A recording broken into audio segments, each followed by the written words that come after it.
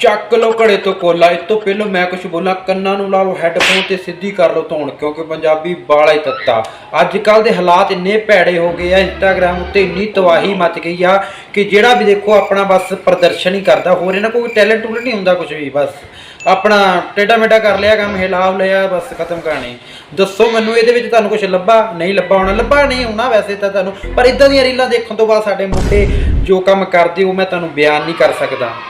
ਹੁਣ ਪੁੱਛੋਗੇ ਕੀ ਕਰਦੇ? ये बातें बताई नहीं जाती, नजर लग जाती है।